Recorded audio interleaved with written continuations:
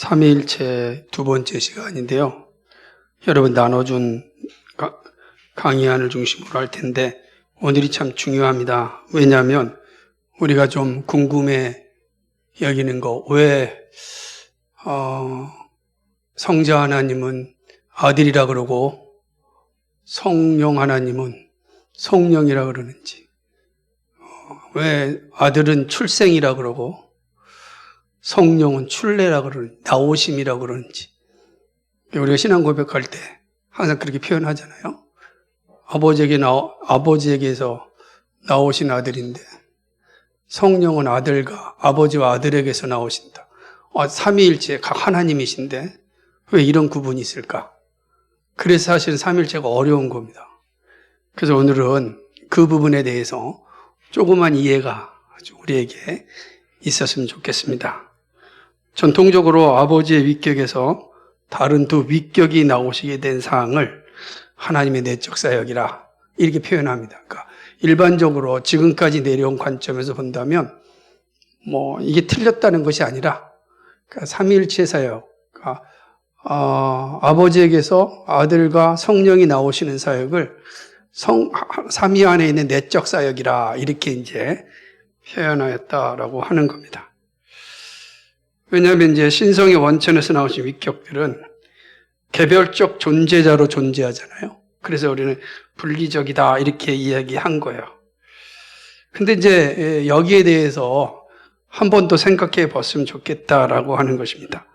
왜냐하면 삼위일체의 존재 방식이 의지의 일이냐 본성의 일이냐 이 차이점입니다. 그러니까 이 의지라고 한다는 것은 성자 하나님께서 내가 성자로 있겠고 성령 하나님께서 내가 성령으로 있겠다. 아니면 성부 하나님이 의지적으로 나누셨다. 이렇게 말할 수 있기 때문에 이게 의지의 일이냐 아니면 그 자체로 존재하는 본성적인 것이냐.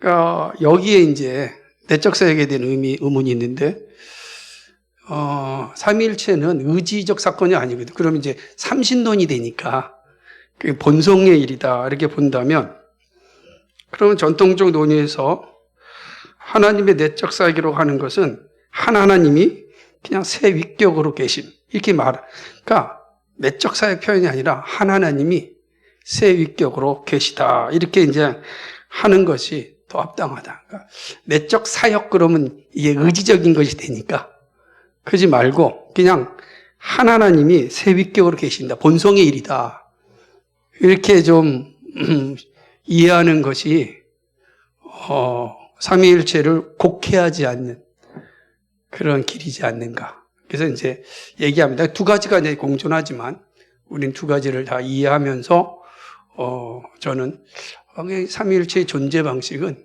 본성적인 일이다. 그러니까 본성적으로 우리가 다 존재하듯이 한다는 거죠. 자, 그럼 이제 처음부터 차례대로 보겠습니다. 하나님은 스스로 계신다. 하나님은 스스로 계시다라고 하는 건 하나님은 아무런 유래가 없다는 거죠. 시작도 없고 끝도 없다는 겁니다. 그러니까 하나님은 아버지로서 비유래성을 특성으로 가지시죠. 다른 위격으로 또 나오시지 않는 거죠. 하나님은 그 자체로 존재하신다. 그래서 하나님은 그 삼위일체의 일위격이라. 그러니까 그 일위격은 유래가 없어요. 창조되지도 않았어요. 존재하는 거, 이게 어려운 거죠. 창조 그 자체는 의지의 일이기 때문에 하나님은 그 자체로 존재하신다. 그죠? 그래서 중요합니다. 그러니까 아버지는 아들을 출산하시면서 그 무한한 동일신성 혹은 실체를 아들에게 이제 주시는 거죠. 그러니까 아들이 이제 제1위격이신 하나님께서 아들을 출생하시죠. 출산하는데 그 출산한 아들에게 동일하게 아버지의 신성이 동일신성, 동일실체가 아들에게로 나오게 되는 거죠. 주시는 거죠.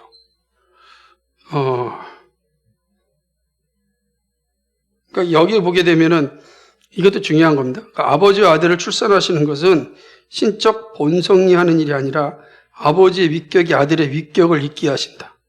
그러니까 아버지의 위격이 자연적으로 아들의 위격이 있게 하시는 거죠. 이 말이 뭐냐면 아버지가 내가 아들을 낳아야겠다라고는 의지 행위가 아니라는 거예요.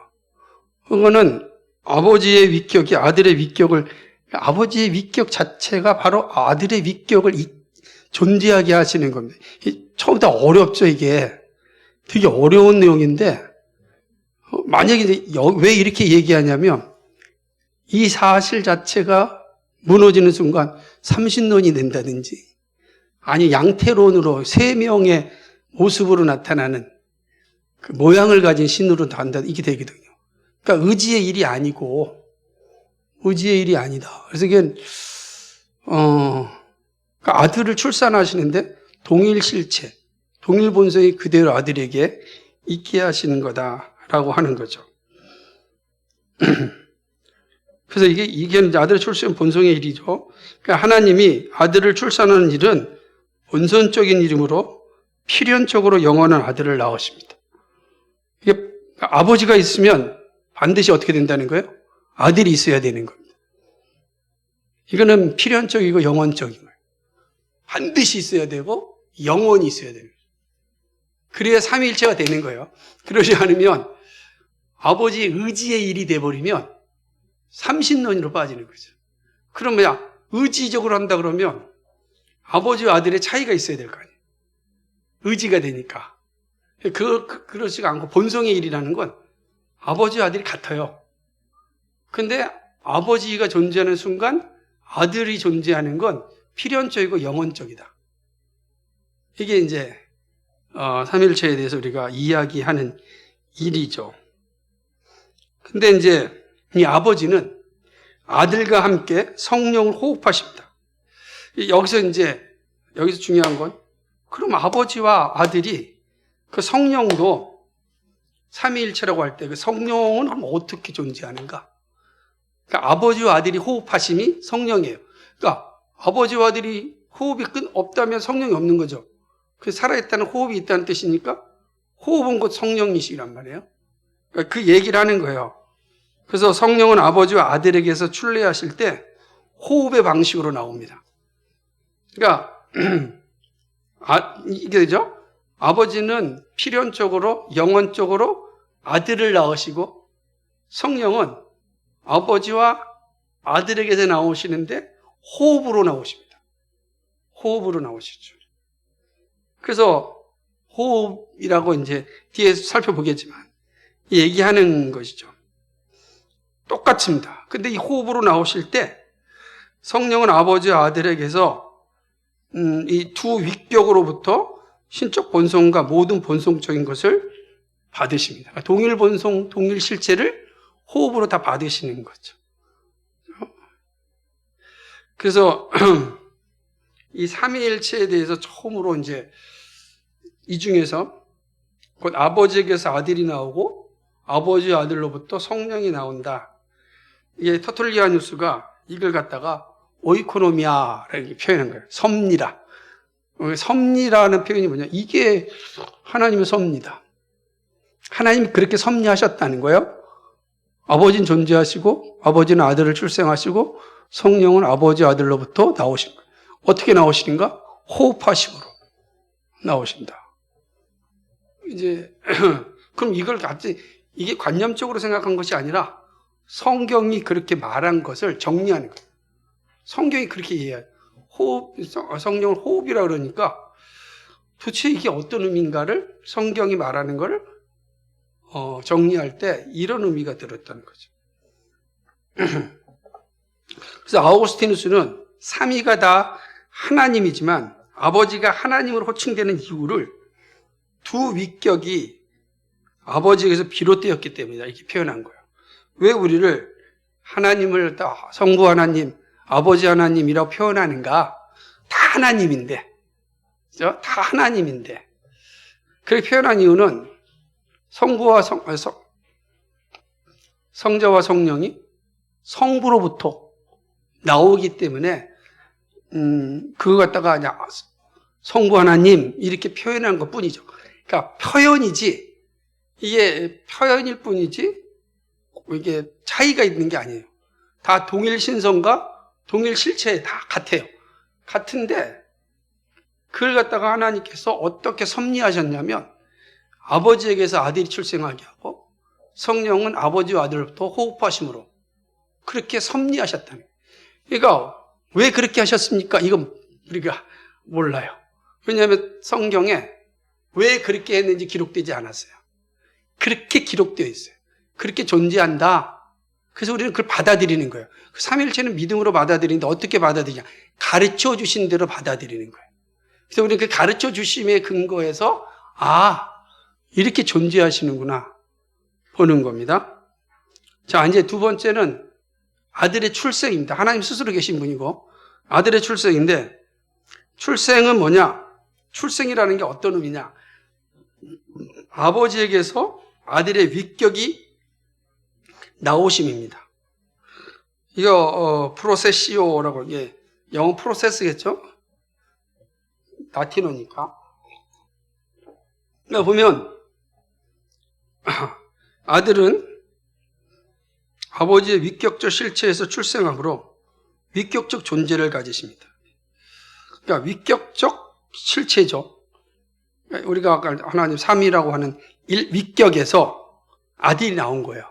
그러니까 위격에서 위격이 나왔다. 이걸 우리 출생이라 우리가 이해할 수 있는 방법을 출생이라 표현하는 겁니다. 우리가 말하는 인간의 부모에게서 자식이 나오는 방식처럼 출생이라는 단어를 쓸 때 하나님에게서는 위격에서 위격이 나오심이라고 하는 겁니다. 근데 이제 보면요. 두 번째 이제 보면은 아들의 위격도 하나님으로서 유례가 없습니다. 그러니까 똑같아요. 하나님으로서 비유례성이 비창조성입니다. 그러니까 아들의 위격이 어디서 온 게 아니에요. 시작이 있는 게 아니고 아버지의 위격이 아들의 위격이에요. 근데 이거는 필연적이고 영원적이라고 했잖아요. 의지적으로 나오는 게 아니라. 그러니까 어서 창조된 것도 아니란 말이에요. 창조됐다는 건 뭐예요? 삼신론이 된다. 되게 어렵죠. 삼위일체가 되려면 아들의 출생도 뭐 유례가 없어요. 그리고 마찬가지로 창조되지도 않았어요. 아버지에게서 아들이 존재하게 되는 것입니다. 그러나 아들은 신성의 원천이신 아버지로부터 위격을 가지십니다. 먼저 아버지의 위격에서 아들의 위격이 나오셨습니다. 그래서 우리는 이걸 출생이라 표현하는 거예요. 아버지의 위격에서 아들의 위격이 존재하죠. 근데 이 아들의 위격은 아버지의 위격처럼 유례성이 없고 창조성이 없어요. 이게 어렵죠. 만약 그래야 삼위가 존재하게 되는 겁니다. 그러니까 삼위는 하나님이시네. 하나님. 라고 하는 거죠. 근데 출생의 아들의 인격적 존재 방식이 되는 것입니다. 자, 이제 그럼 이제 도대체 이 출생이 어떤 것인지를 이제 좀 더 지금까지 유래성도 없고 그리고 창조성도 없는데 하나님의 위격에 동일 본성, 동일체를 가지고 있다. 그럼 우리는 출생이라고 하면 분명히 존재가 있잖아요. 부모에게서 자녀가 나오잖아요. 그런데 그 유래가 있잖아요. 유래가 어디 있어요? 부모의 피 다 유래가 생기잖아요. 근데 유래가 없는데 존재하는 거예요. 유래가 창조가 없는데 존재하는 거예요. 어떻게 설명해? 그걸 갖다가 위격적으로 존재하는 거예요. 그 의미가 뭔가를 이제 보는 겁니다. 그러니까 출생의 성경적 해명이 이제 8장인데, 출생이 이게 신비한 영적 출생이어서 사실 말로 표현할 수는 없죠. 그러나 문제는 뭐냐면 출생이라는 용어는 성경을 보게 되면 아들에게 적용되지는 않았어요. 그러니까 기본적으로 우리는 출생이다라고 표현했는데 그 출생이라고 하는 게 성경에 나와 있지는 않잖아요. 그죠? 성경에. 그런데 분명히 아버지에게 아들이란 말이야. 아들이니까 아버지 아들. 이건 우리가 이해할 수 있는 용어는 출생밖에 없는데 그렇다고 한다면, 근데 성경에 출생이라는 단어가 없고, 이해는 그렇게 표현하는데, 그럼 도대체 이게 어떤 의미인가, 원래? 출생이라는 의미는 무엇인가? 이 교부들은 다 이걸 신비한 영적 출생이라고 다 가르쳤단 말이에요. 교부들이 다 지금까지. 근데 이게 되게 어렵잖아요. 왜냐하면 성경에 출생이라는 표현이 없으니까. 이걸 어떻게 해야 되나. 그 표현을 이제 살펴보는데, 아들의 출생은 뭐냐? 그게 되게 중요합니다. 하나님의 자기 객관화이다. 자기 객관화가 한 인격을 이룹니다. 그러니까 아들 출생이라는 표현은 뭐래요? 하나님의 자기 객관화예요. 이 말도 어렵죠. 그런데 우리가 생각하는 출생의 개념이 인간적인 방법으로 생겨난 그런 게 아니라 위격에서 위격이 나왔다는 그 개념이 뭐냐면 하나님의 자기를 객관화시킨 것. 그게 아들이다라고 하는 겁니다. 하나님은 언제나 자신을 객관화하는 방식으로 존재합니다. 그 객관화는 하나님의 이름으로 영원한 객관화이죠. 그러니까 이 객관화는 피조물의 방식처럼 또 심리적인 것은 아니죠. 그러니까 피조물처럼 무슨 말이냐면 우리가 얘기할 때 너 자신을 좀 객관화해서 봐라 라고 표현하잖아요. 그럼 이제 그러려면은 나의 심리의 모든 것을 다 접어놓고 정말로 있는 그대로 나를 봐야 되는데 그게 심리적이잖아요. 있는 그대로 본다는. 그때 사실 불가능하지만 여기서 말한 자기 객관화는 이런 피조물의 방식처럼 그런 게 아니라는 거예요.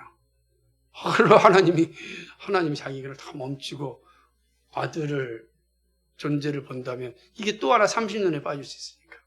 왜냐하면 이게 유래가 돼버리니까.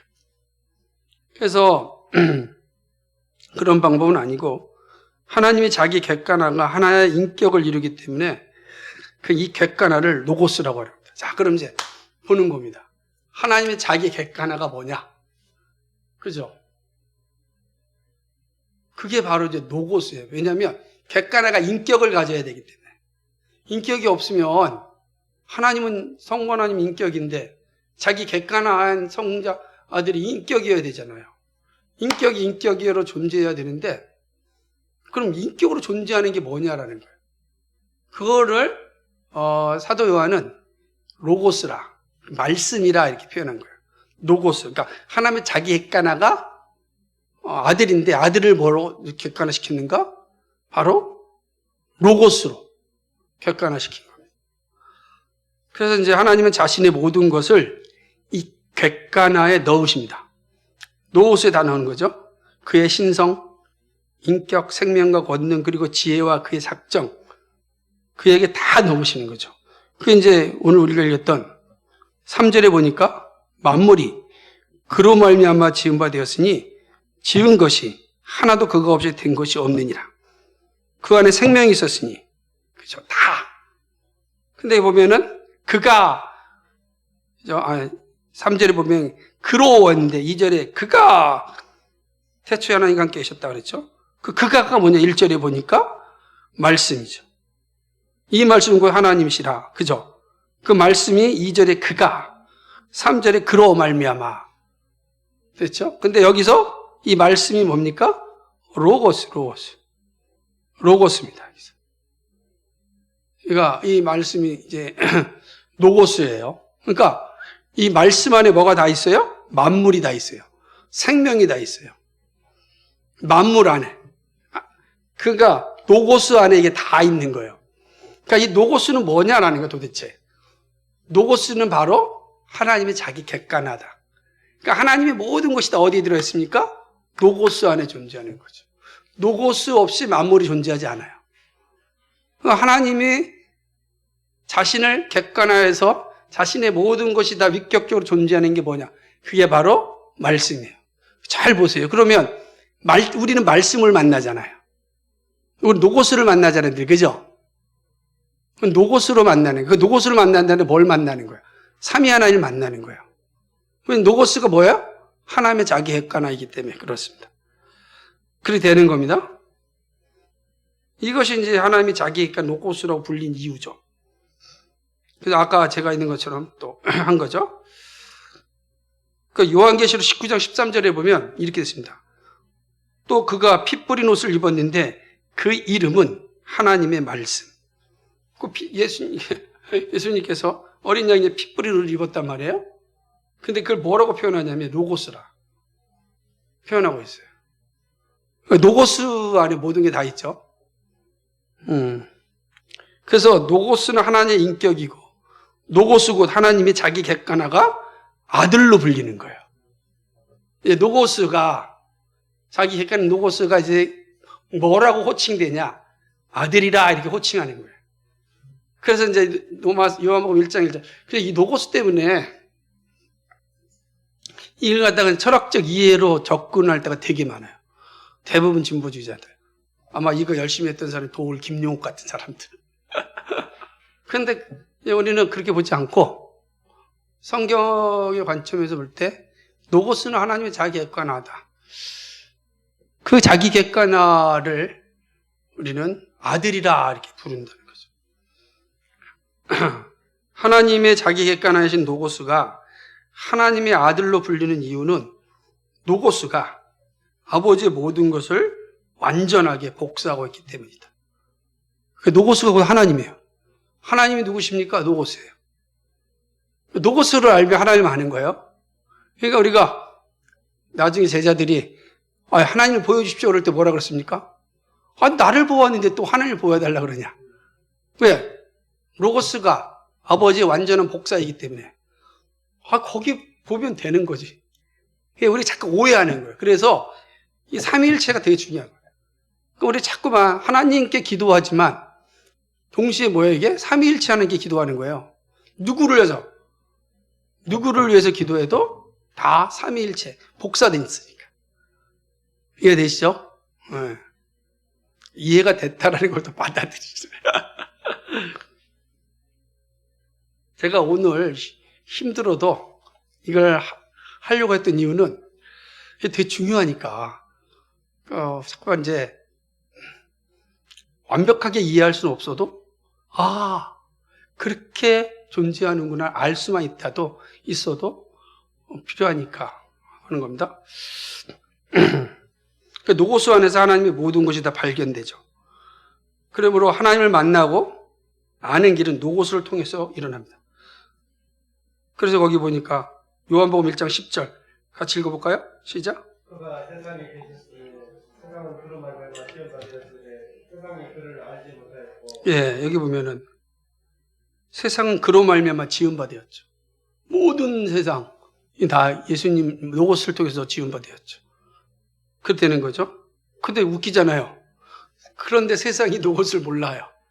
못 알아봐. 이게 웃긴 거죠. 내가 다 만들어놨는데 누가 만들었어요? 이러는 거예요.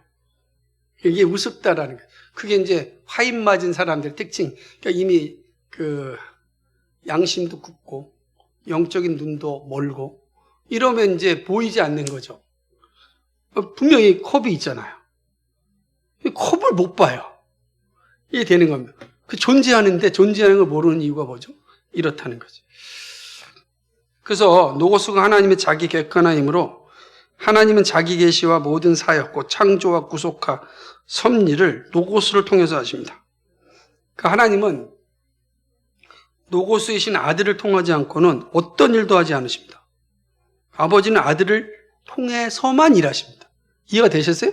그러니까 아들 노고스를 통하지 않고서는 아버지의 어떤 일도 없어요. 그럼 뭐요? 대표적인 게 창조도 그렇고 구속도 그렇고 섭리도 그렇다는 거예요. 이 나를 향한 하나님의 구속적 섭리도 누구를 통해서 일하랍니까? 노고스를 통해서 아버지가 일하시는 거예요. 이해되세요? 노고스를 통해서 아버지가 일하신다고. 그죠? 그러니까 우리는 노고스가 하는 모든 일들은 다 누구의 일이에요? 아버지의 일이죠. 아버지의 일은 다 누구의 일이에요? 노고스의 일이에요. 그러니까 이 사실이 이제 바로 이해하는 게 중요합니다. 이해가 됐죠? 이런 개념이구나. 라고 하는 겁니다. 이제 가장, 성부와 성자를 봤잖아요. 이제 가장 핫한 부분이 뭐냐? 성령의 부분입니다. 성령은 그럼 어떻게 해야 되냐? 오늘 다음 주도 이제 다음 주 보혜사 성령을 공부할 텐데 성령이 이제 가장 크죠. 그리고 성령을 이해하는 게 또 삼위일체를 이해하는 데 또 가장 중요해요. 왜 그러냐면 이 성령 때문에 동방교회와 서방교회가 갈라집니다. 하나의 교회가 갈라지게 된 이유가 이 성령의 이해 때문이에요. 삼위일체 중에 성령에 대한 이해가 달라서 첫 교회가 갈라져요. 안타깝죠? 출래, 성령의 위격적 존재 방식은 뭐냐? 자, 아들의 위격적 존재 방식은 하나님의 자기 객관하잖아요. 그런데 성령의 존재 방식은 뭐냐면 출래입니다. 출래 프로세시오죠. 나오심인데 성령은 하나님으로서는 아버지 아들과 함께 동일 실체이고 영원하십니다. 같다는 거예요. 그러므로 성령은 하나님으로서 유래가 없어요. 성령의 유래가 있다면 그건 하나님이 아니시란 말이에요. 또 삼신론이 된단 말이에요.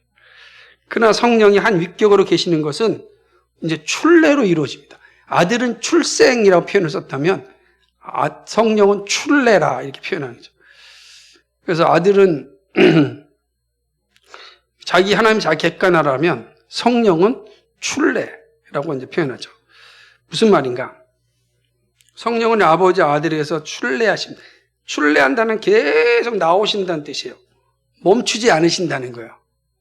그죠? 자, 출생은 끝이 있잖아요. 그죠? 끝. 이렇게 우리식 생각하면 아이가 나는 순간 끝나잖아요. 출생이라는. 출래는 뭐냐면 끝이 없는 거예요. 계속 나오심을 얘기하는 거예요. 그 표현을 쓰는 거죠. 그래서 이 성령의 출래는 영원한 출래입니다. 필연적 나오심입니다. 이게 필연적이에요. 영원적이고. 그러니까 삼위가 성령은 아들과 아버지와 아들로부터 필연적으로 영원적으로 나오십니다. 터툴리아누스가 성령의 출래를 처음으로 제출하였는데 그는 성령이 아들로 말미암아 아버지에게서 나오신다고 출래를 말했어요. 아들로 말미암아 아버지에게서. 그 후에 동방교회에서는 터툴리아누스 가르침을 따라서 성령이 아버지에게서 나오심으로 이해한 거예요. 이 터툴리안 때문에 이해가 되세요? 그러니까 성령이 누구부터 나오는 거예요? 아버지로부터 나온 거다. 아들도 아버지로부터 나왔고 성령은 아버지로부터 나오신다. 자, 이게 이제 동방교회 생각이에요. 터툴리안. 그러나 이제 같은 동방교회 교부였던 아다나시우스가 그거는 성경이 보이고 있는 내용이 아니다라고 본 거예요. 나중에 이제 뒤에 보면 알겠지만 뭐냐면 성령의 출래를 아버지와 아들에게서 나오신다. 그래 이게 되는 게 이제 완전히 이게 다른 생각을 가지게 된 거죠. 그러니까 서방교회는 그러면 이때 아다나시우스를 따라서 성령의 출래를 아버지와 아들에게서 나옴으로 확정합니다. 그러니까 동방교회는 뭐예요? 성령이 아버지에게서 나오신 거예요. 아들처럼. 근데 서방교회는 성경이 그렇게 말하고 있지 않다. 그 내용을 볼까요? 이 교부들의 이해를 보게 되면 가장 핵심적인 게 요한복음 15장 26절인데 여기서 나오면 이제 아버지께로 나오시는 진리의 성령. 이것 때문에 동방교회 초대교회는 다 단일 출래를 얘기한 거예요. 봐라. 아버지께로서 나오시는 진리의 성령이 아니냐. 이렇게 얘기한 거죠. 그 초창기에는 이제 다 이렇게 표현했어요. 뒤에 가면 이제 이중출을 다 살펴보는데, 자, 아들과 성령이 다 아버지에게서 나오셨는데, 아들은 출생의 방식으로, 성령은 출래의 방식으로 나오셨다고 할 때, 어찌 두 방식이 다른지 이해할 길이 없게 된 거죠. 왜 이렇게 됐는가? 성령의 출래는 출생과 달리 입의 호흡의 방식이라고 부가하였어요. 그래서 성령을 하나님의 호흡이라 일절 말한 겁니다. 그런데 이제 아다나시우스가 아나시우스 되게 중요하니까 성령이 출래하신다고 할 때 성령이 아버지와 아들에게서 나오시는 표기하면서 출래는 출생과 다르다. 출래는 출생과 다르다. 이거를 어떻게 표현하겠는가? 자, 출생은 한 끝나는 것 같은데 한 번에 딱 끝나잖아요. 근데 출래는 끝나는 게 아니라 근데 아들의 존재 방식은 출생 혹은 뭐든 자기 객관한데 성령의 존재 방식을 어떻게 표현할 것이냐? 출래로 표현한 거예요. 그래, 이 존재 방식 출래인데 그 출래가 그럼 어떻게 출래가 되는 건가? 그게 바로 호흡하심으로 얘기하는 거죠. 그러니까 아들의 호흡이라. 아버지와 성령의 관계에서는 아들의 호흡 이렇게 표현한 겁니다. 그래서 이 동방교회를 보게 되면 대표적인 사람입니다. 바실레우스, 나지안스 그레고이우스, 니사의 그레고이우스. 이게 갑바도와 기아야 3신학자예요. 3신학자예요. 되게 중요합니다. 성령론에 있어서. 근데 교대 교리를 세울 때. 근데 이때 성령은 이분들은 아버지에게서만 나온다고 주장하였어요. 그 481년 콘스탄티노플 공의에서 단독 출래를 공식화시킵니다. 그러니까 이제 초기에 481년이니까 엄청나잖아요. 모세기. 그래서 그때까지 이제 이때는 갑바도의 세 신학자가 가장 영향력이 있었습니다. 왜냐하면 성령론에 있어서 아주 명확하게 정리를 했거든요. 되게 중요한 학자들입니다. 근데 문제는 이제 단일 출래, 그러니까 이건 터툴리아누스를 따른 거죠. 그런데 이제 여기에 반기를 이미 들었잖아요. 아다나시우스가 300년 사람인데. 그러고 나서 이제 같은 시기에 어거스틴이 아니다. 갑바도기아 신학자들의 생각에 문제를 제기합니다. 그러면서 성령은 아버지와 아들에게서 출래한다 이렇게 정합니다. 이렇게 되는 거예요. 아버지가 신성의 원리이고 원천이시기 때문에 성령이 아버지에게서 나오지만 아들에게서도 성령이 나오신다. 왜 그렇게 얘기하냐? 이렇게 되는 거예요. 아들에게서 성령이 나오시지 않았으면 아들이 무슨 권리로 성령을 보낼 수 있는가? 그러니까 보혜사 성령 보내. 내가 가면 또 다른 성령을 보내는데 아니 아들이 무슨 권위로 아버지에게서 성령이 나오신다면 어떻게 아들이 성령을 보낼 수 있는가? 내가 가면 또 다른 성령을 오실 것이다. 이렇게 말씀하셨는데 여기 요한복음 17장, 16장 17장 되게 중요하지 않습니까? 이거 어떻게 설명하겠는가? 아버지에게서만 나온다면 아들이 할 일이 없죠. 근데 분명히 아들은 성령을 보내신다 그러거든요. 내가 가면 또 다른 보혜사를 보내겠다. 다음 주에 보혜사 공부할 때 이게 어떤 의미를 가지냐 알게 됩니다. 보낸다는 거예요. 그래서 이거는 신학적으로 성령이 아버지에게서만 나온다라고 하는 건 합당하지 못하다. 그러니까 좀 더 신학적 묵상을 보고 성경의 가르침에 충실한다면 성령은 아버지와 아들에게서 영원히 호흡하신다. 출래하신다는 거예요. 그래서 그럼 이제 이렇게 보는 거죠. 하나님 스스로 계시고 성자 하나님은 하나님의 객관하시고 성령 하나님은 아버지와 아들이 호흡하시고 그게 존재하는 거예요. 그렇게 존재해요. 근데 이거는 필연적이고 영원적이에요. 호흡이 끝날 수가 없잖아요. 호흡은 끊을 수가 없잖아요. 끊어지는 것은 죽음이니까. 그러니까 영원히 인격이 영원히 존재한다는 거, 영원히 호흡하신다는 거. 근데 이게 필연적이다는 거, 본성적이다는 것입니다. 자, 그렇다고 한다면 이제 도대체 출래는 뭐냐? 그죠? 영원히 호흡하시고 나타나신다는 게 뭐냐는 거예요. 자, 아까 출생은 자기 객관하라 그랬잖아요. 그럼 출래는 뭐냐는 거예요, 출래는. 하나 호흡하시는데 도대체 하나님 호흡하시면 하나님 어떻게 볼 수 있겠는가? 그걸 갖다가 무한한 신성의 현시라. 신성이 다 보여주시는 거예요. 자, 뭐냐면 하나님의 충만의 현시예요. 무한한 신성의 현시가 한 인격을 이룸이 성령의 출래라는 뜻인데 볼까요? 그러니까 성령의 출래는 하나님의 충만한 현시입니다. 하나님은 무한한 충만이십니다. 충만은 하나님 신성 자체를 말합니다. 그래서 신약은 하나님의 신성 자체를 충만이라 이렇게 표현하죠. 성령의 충만한다는 건 뭐예요? 하나님의 신성이 충만하게 보여졌다 라고 이야기하는 것입니다. 그래서 하나님은 성령의 출례로 자기 존재 방식을 다 드러내십니다. 그가 무한한 신성이심으로 따라서 영이심을 성령의 출례로 다 드러내셨어요. 자, 하나님이 무한한 신성이고 영이시다. 우리가 어떻게 알 수 있습니까? 하나님 무한한 신성이시고 영이시다. 어떻게 알 수 있죠? 성령을 통해서 아는 겁니다. 아, 성령이 영이시잖아요. 자, 보세요. 우리가 여기 지금, 우리 다 영적으로 존재하잖아요. 동시에 지금 전 세계 어디에도 성령이 존재하시잖아요. 함께 계시잖아요. 그거는 영이시기 때문에, 무한한 영이시기 때문에 존재하잖아요. 우리가 하나님은 무한한 신성이시고 영이시다라는 것을 어떻게 이해하겠는가? 성령을 통해서 이해하는 거예요.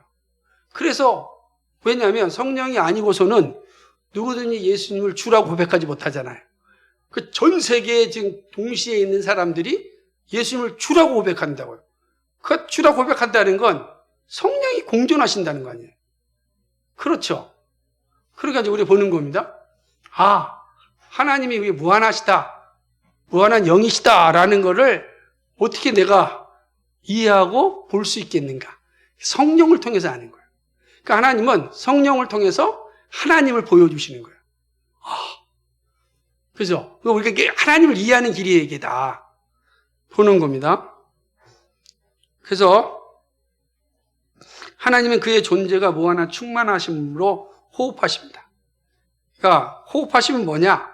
그의 충만으로 신성 자체를 드러내십니다.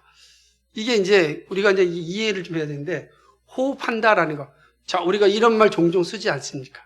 우리가 서로 어떤 일을 잘하면 서로 호흡이 맞아야 돼. 호흡이 맞아야 된다는 건 내 호흡과 상대방의 호흡이 뭐 섞여서 그것이 융화를 이뤄야 된다, 그런 뜻 아니잖아요. 그죠? 우리 호흡이 맞아야 된다 라고 이 얘기 하시잖아요. 이 표현 똑같은 겁니다. 그러니까 하나님의 이 호흡하심은 하나님의 신성 자체가 정말 드러나심을 얘기하는 거예요. 그래서 어디를 가든 하나님의 호흡하심이 존재하는, 어디에 있든 어떤 상황이 있든 거기엔 다 하나님의 호흡하심이 있죠. 그래서 우리는 어디서든지 하나님을 만날 수가 있어요. 어디에서든지 하나님을 만날 수 있는 건 그 어느 곳에 다 하나님의 호흡하심이 있기 때문에 그렇습니다. 하나님 무한한 생명이심으로 그의 호흡하심으로 다른 인격을 산출하십니다. 그러니까 되게 중요한 거죠. 하나님 호흡하심으로 자기의 무한한 충만을 드러내심이 한 인격의 존재를 시작하십니다. 성령의 존재가 인격적 존재니까. 그래서 이제 보면은 하나님이 자기를 호흡하심으로 드러내신 존재, 그 하나님의 무한한 인격이 바로 성령이시다. 하나님이 호흡하심으로 드러내신 존재이죠.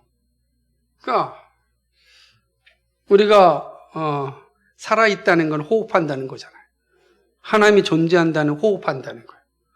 그러니까 호흡한다는 살아있다는 존재예요. 하나님이 호흡한다는 것. 그죠? 하나님이 호흡하고 있다. 살아있다. 우리가 지금 생명을 유지하고 있는 거잖아요. 지금 우리 씨를 한 거 보세요. 내가 호흡한다는 건 내가 존재한다는 거예요. 내가 존재하지 않는 건 호흡하지 않죠. 하나님이 호흡하십니다. 하나님이 어떻게 호흡하신다? 하나님이 존재하신다면 어떻게 알 수 있겠는가?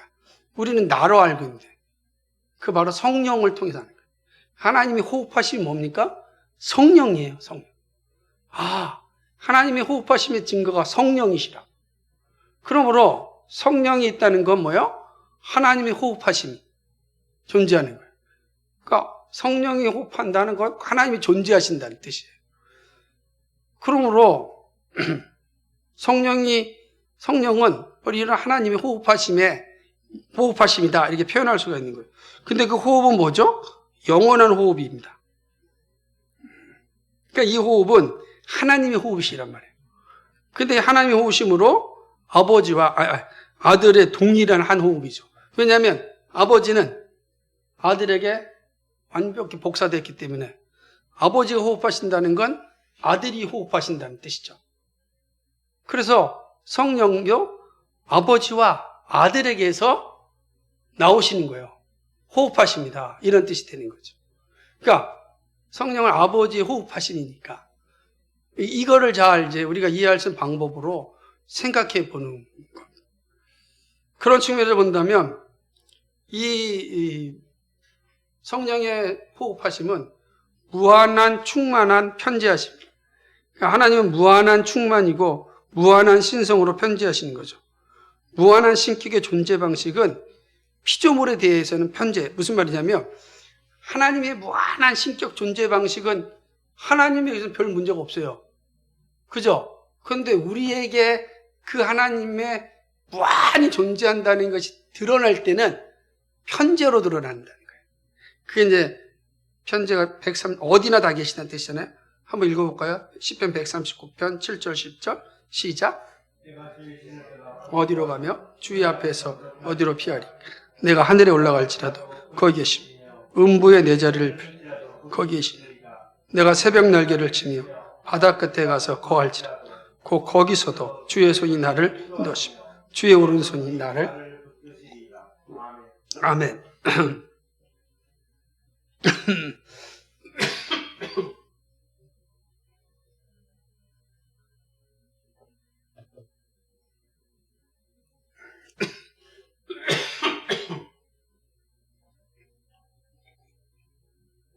자, 보세요. 하나님 편재하시기 때문에 영으로 인정되고 이해되는 거예요. 육은 편재가 안 되잖아요. 그죠? 그래서 하나님 영이시다 할 때는 편재하신다 되는 거죠. 그래서 성령의 출례를 호흡으로 말하고 표기하는 것도 하나님이 피조물에 이르시고 피조물로 가득 채우심을 뜻하는 겁니다. 그렇게 되는 거죠. 그러니까 하나님은 계시지 않은 곳이 없으시고 언제든지 동시에 모든 곳으로 계십니다. 그러니까 이 이해가 중요하죠. 그러니까 이처럼 성령의 출례를 호흡하심으로 표기한 것은 하나님은 영으로서 임재하실 때 충만한 임재하심을 표시하는 거죠. 아, 그렇구나. 그러니까 충만 임재하신다는 건 하나님이 호흡하심이 존재한다는 뜻이에요. 편재 어디서나 다 하나님이 호흡하심이죠. 그래서 성령이 하나님에서 나오시면 하나님의 충만한 임재를 표시합니다. 그리고 출례로 호흡하심이라고 한 것은 하나님의 임재는 언제든지 편재하십니다. 하나님이 호흡하신다는 건 여기만 호흡하는 게 아니잖아요. 하나님이 호흡하셔야만 만물이 존재하는데 만물의 존재는 어디서나 이 호흡하심이 이루어져야 되잖아요. 근데 그 만물의 호흡하심이 누구를 통해서? 성령을 통해서 이루어지지 않습니까? 그러니까 성령인 영원토록 호흡하십니다. 그러니까 이렇게 이제 삼위일체는 하나님은 스스로 계시고 성자 하나님은 하나님의 자기 객관화로 존재하시고 성령 하나님은 아버지와 아들로부터 호흡하심으로 영원토록 필연적으로 호흡하심으로 존재하십니다. 그런 이제 삼위의 사역이 다 동일하죠. 존재하신 하나님께서 반드시 노고스를 통해서 일을 하시는데 이 노고스 아버지가 노고스를 통해서 일하실 때 성령께서 그 모든 노고스 아버지가 하신 작정하시고 노고스가 일하시는 모든 것들을 다 적용시킨다 할 때는 다 호흡하시는 거예요. 성령의 호흡하심으로 삼위의 모든 사역이 다 드러나는 겁니다. 호흡하심이 없는 곳이 없어요. 영이시기 때문에 편지하시기 때문에 어디서나 다 성령을 통하여서 하나님의 일이 이루어져 섭리가 이루어지는 겁니다. 이 섭리죠. 오이코노미아가 항상 나타날 때는 누구죠? 성령을 통해 성령이 호흡하심 성령을 통해서 나타난다. 근데 그 성령이 존재한다는 건 뭐예요? 바로 아버지와 아들이 존재하심이죠. 그러니까 이 사실을 이제 가르치는 게 삼위일체의 존재 방식.